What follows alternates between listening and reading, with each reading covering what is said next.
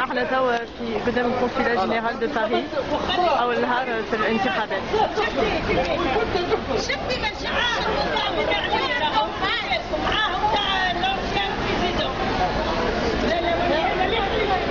هذا من أجل هذه اللحظة التاريخية.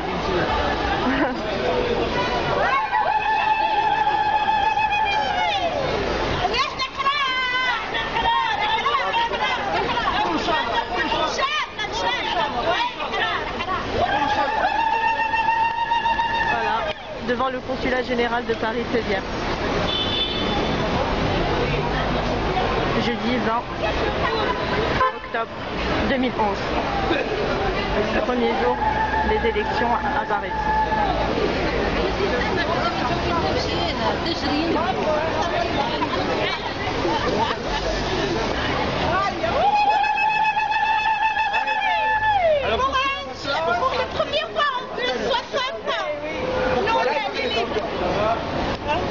Pourquoi vous chantez madame?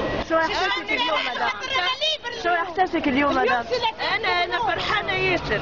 عمري 57 وعمري ما فوتيت في على دولتنا التونسيه.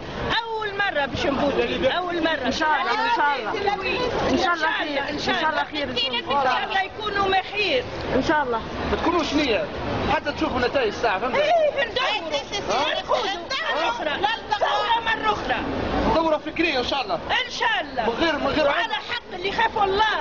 من غير ضرب. اللي يجوا يحكموا ولا بلا غير قتل وبلا غير حبوسات تو. احنا نحبوا النحو هذاك. امين. معناها اذا كان وقعوا معناتها تسجيل انتخابات مستعده لثوره اخرى انت وي ماذا بيا وي جيسكو بو منه. ان شاء الله ان شاء الله ان شاء الله.